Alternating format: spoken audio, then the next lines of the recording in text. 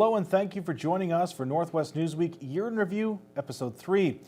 We entered the home stretch of the year with September opening up with a bizarre incident in Atikokan after a 53-year-old man was arrested and charged for allegedly administering a noxious substance to a woman, confining her against her will, and assaulting her a month and a half prior. Atikokan OPP say Brian Bates was charged with forcible confinement, assault with a weapon, and numerous other charges. But it was only brought to light following a post on social media by OPP Commissioner Thomas Carrique that Bates was in possession of an arsenal of firearms. Officers seized 70 firearms from multiple properties owned by the accused, along with drum magazines, 91 kilograms of ammunition, and body armor. Many of the firearms and devices seized are prohibited under Canadian law. If you had Snap Federal Election on your 2021 bingo card, congratulations. Prime Minister Justin Trudeau called upon the Governor-General in August to dissolve Parliament and send Canadians back to the polls in September.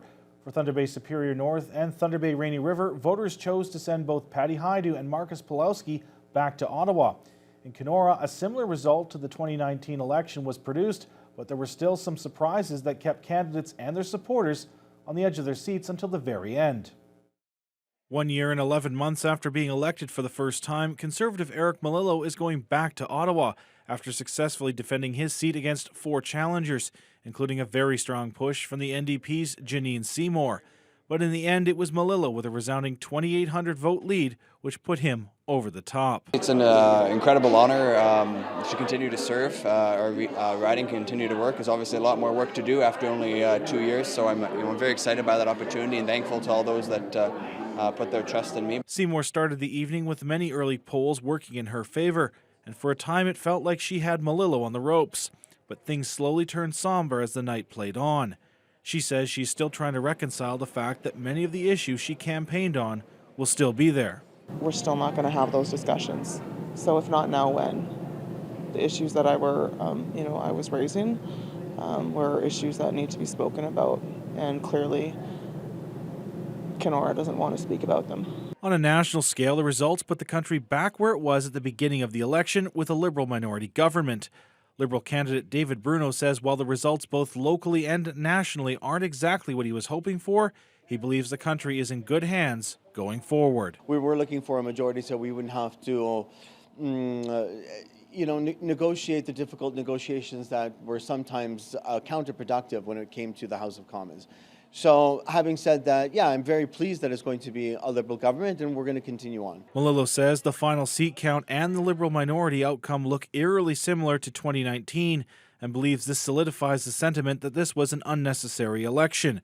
But he plans to continue to keep the government to account and more from the opposition benches. But as well, the other side of that is the working committee, the work sort of behind closed doors to work collaboratively with not just the government but the other opposition parties to advance our region's interests forward. And in a pair of moments rarely seen on election night Monday, both Seymour and Bruno came to the Malillo wrap party to offer their congratulations and reflect on a well-fought campaign. Adam Riley, TBT News. In the aftermath of the federal election, questions and controversy lingered over a lack of access in some area First Nations in the Kenora district. It was alleged that 3 remote communities did not have access to day of election polls and instead were only given access to advance polls.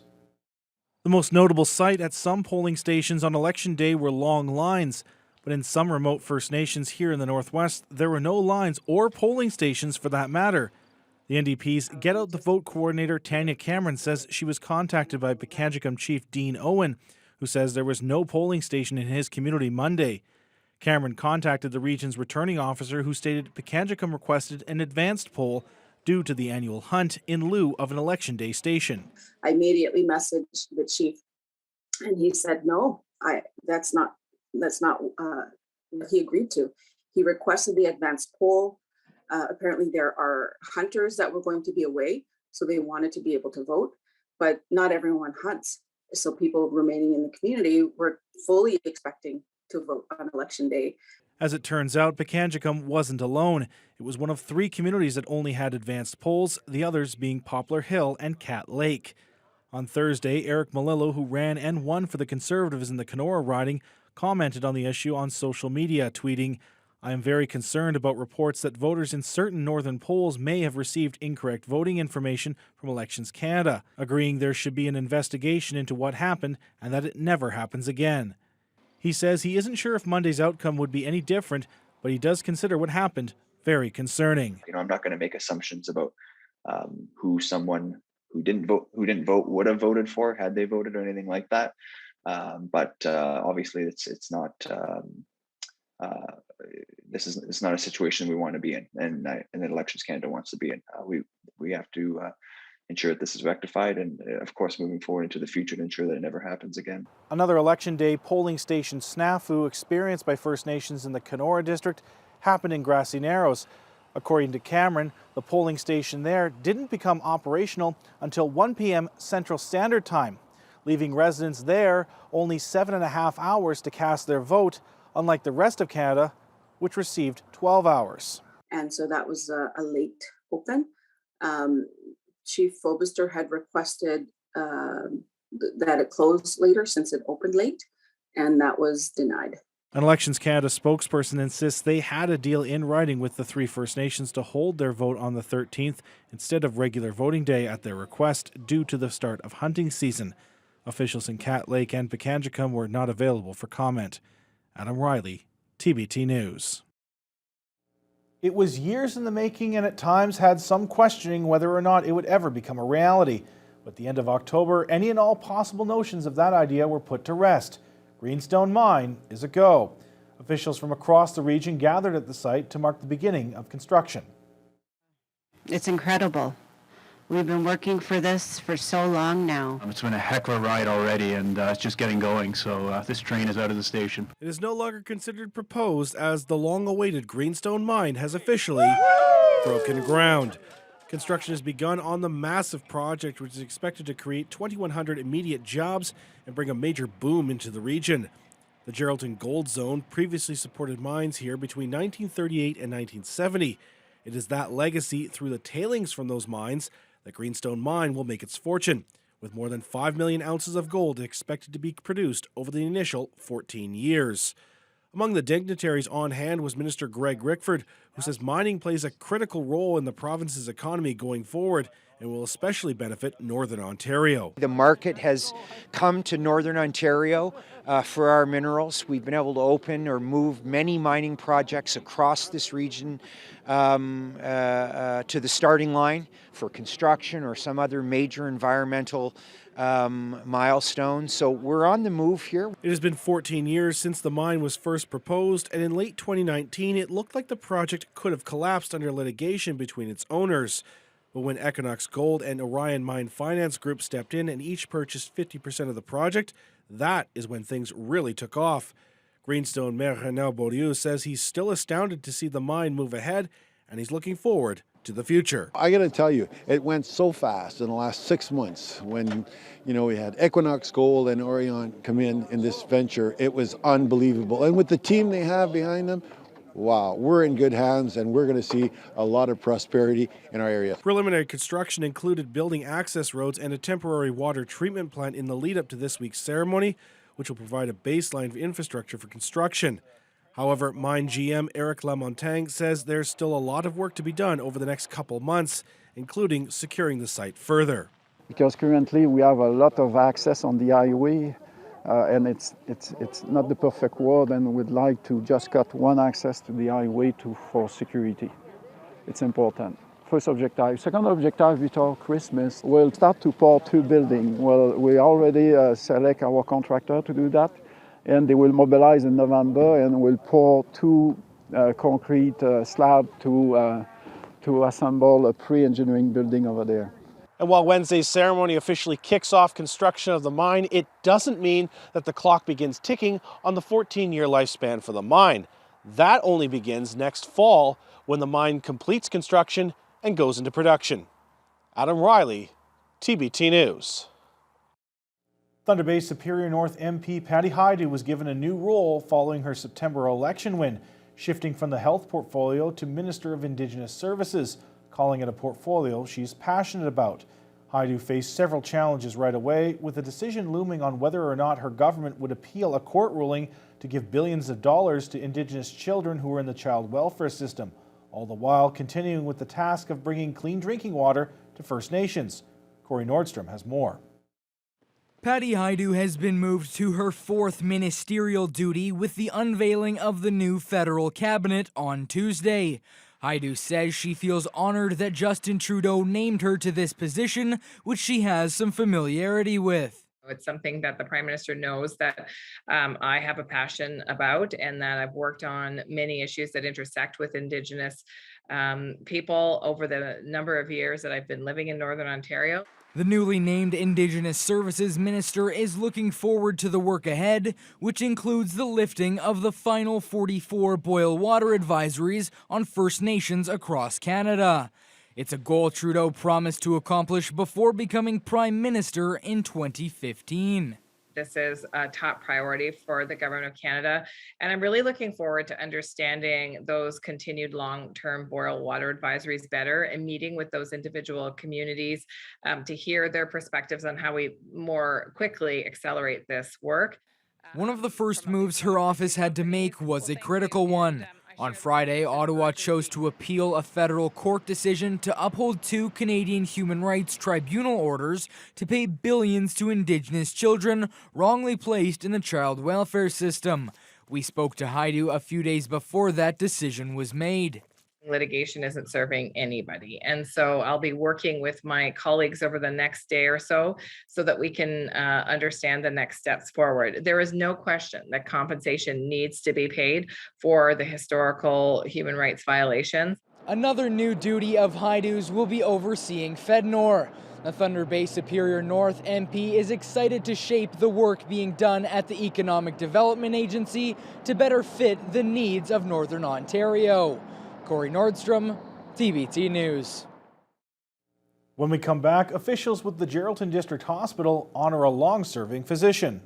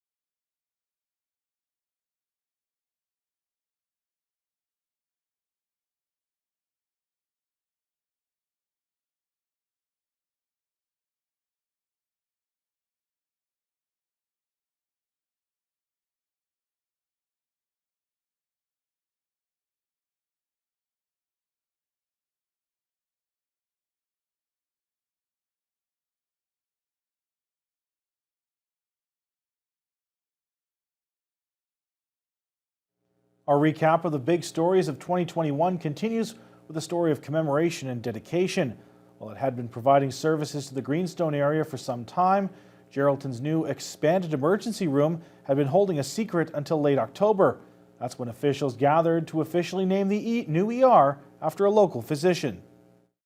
While the $21 million expansion of Geraldton's emergency department is complete from a physical and operational standpoint, something was still missing, and that something, as hospital CEO Daryl Galusha says, was difficult to keep under wraps. We've kept that covered. We've had things. This man has dedicated his life, his family life, his personal life to the people of the Greenstone District.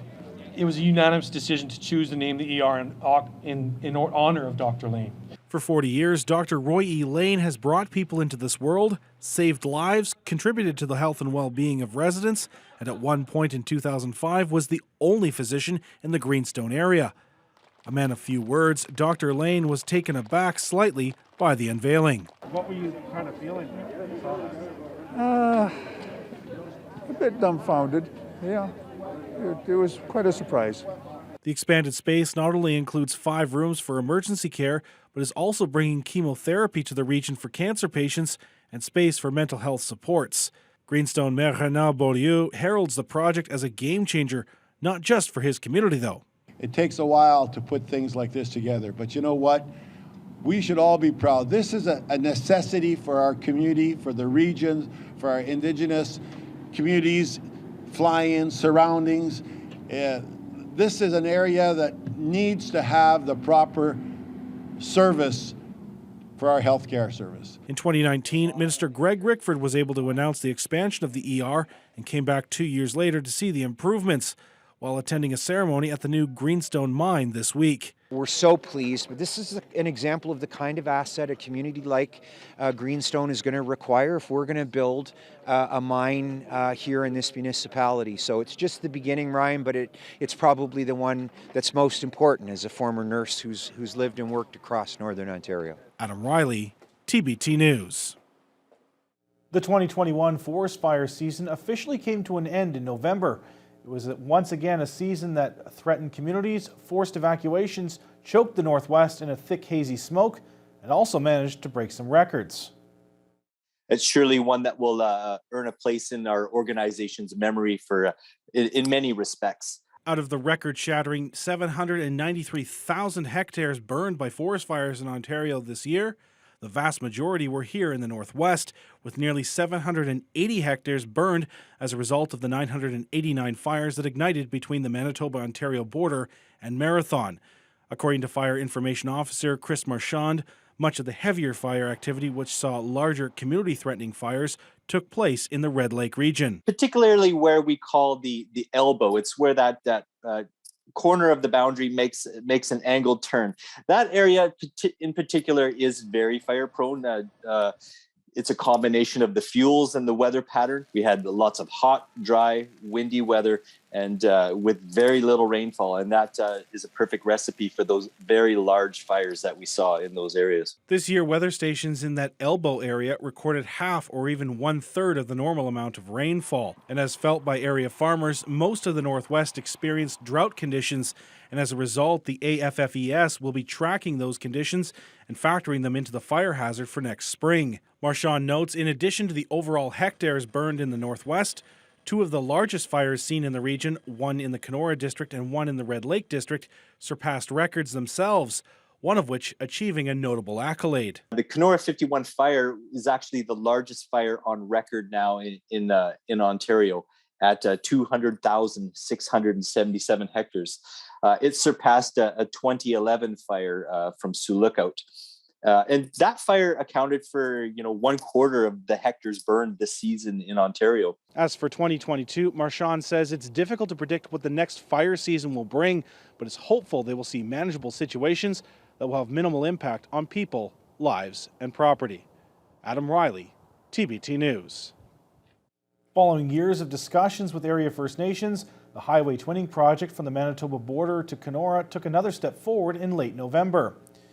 Minister of Northern Development and Indigenous Affairs Greg Rickford and Ontario Transportation Minister Carolyn Mulroney were in Kenora to sign 2 contracts with Indigenous partners. One was for the tree and brush removal within the new right-of-way for the first section of the twinning. The other is for producing the raw materials needed to build the road base. The 4-laning project has been on the table for more than a decade, and the 2 cabinet ministers say the Ford government is making it happen. Rickford, who is also the MPP for Kenora Rainy River, says he is looking forward to finally seeing physical work begin, knowing it will benefit more than just those who travel along the highway from Kenora into Manitoba.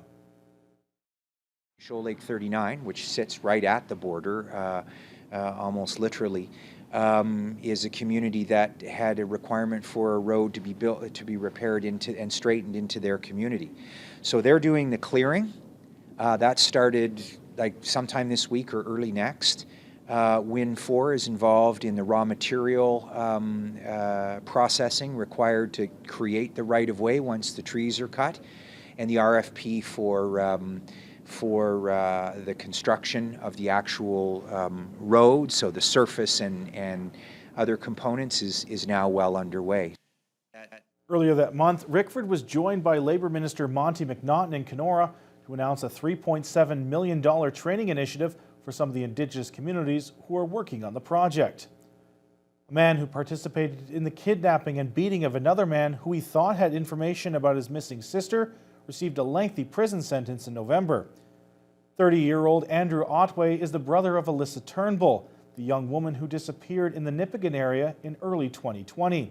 In September of that year, 4 men forcibly confined and assaulted a man in Nipigon, demanding info about Turnbull's disappearance. The victim was then put in the trunk of a car, but he managed to escape and contact police. Otway pleaded guilty to kidnapping with a firearm and aggravated assault. The judge sentenced him to 6 years, citing vigilantism as a serious concern. Turnbull remains missing, with a $50,000 reward posted by the OPP. Coming up after the break, the Township of Ignace announces its plans to proceed on the topic of an underground nuclear waste storage facility.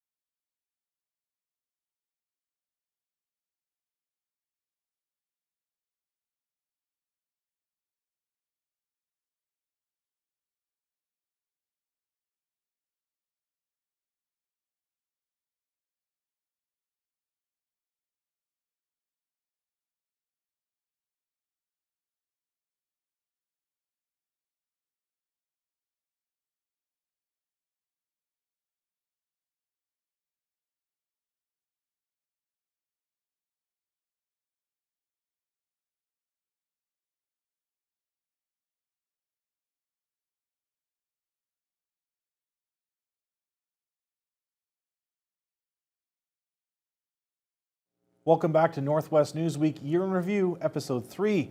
A bold step forward in December by the Township of Ignace as it officially announced that its council will be the body that makes the final decision on whether or not the community will play host to an underground nuclear waste storage repository. Ignace was one of the first communities to volunteer itself a decade ago as a potential host site for the proposed facility currently being explored by the Nuclear Waste Management Organization.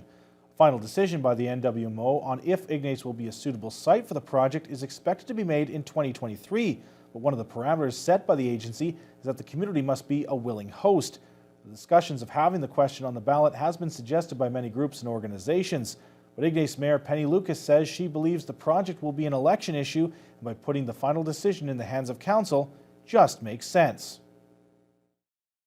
I think that's going to be one of the ways where the community is going to show whether they are part of their willingness. That's part of the willingness process. So I'm sure that every candidate is going to be asked, are you in favor of this project or not? If yes or no, why? And that's going to show NWMO and I guess the rest of the world whether or not Ignace is interested in looking at becoming a host for this project. December saw the dispute between the town of Manitowage and their volunteer firefighters escalate further, following the sudden resignation of Deputy Fire Chief Dennis Narbonne, stating the community's fire crews are in a grave situation. Narbonne says 6 of the 20 members of the volunteer service have now either resigned or been dismissed by the acting fire chief. And after more than 28 years with the fire service, he says he did not leave on good terms. In a letter to the community posted on social media, he claims the dispute is entirely about the lack of regard for the safety of firefighters and residents, along with non-communication between senior officers and township management. In November, all 23 volunteer firefighters took a sudden leave of absence in order to make their concerns known. Town officials say there's been a lot of misinformation circulating about the dispute, and that they say a 31-hour-long withdrawal of services has led to a pending review by the fire service by the Ontario Fire Marshal in early December. In early December, the township announced they had hired a new fire chief who would be taking command in July. And that wraps up our recap of 2021. If you wish to recap more of the year's top stories, log on to tbnewswatch.com, where you can see all of the episodes of Northwest Newsweek we've produced this year and in years past. While much of what 2022 has to offer is yet to remain unknown to us all, we know that we will be there to cover the stories that matter and have an impact on the region. Thank you for joining us, and we'll see you in the new year.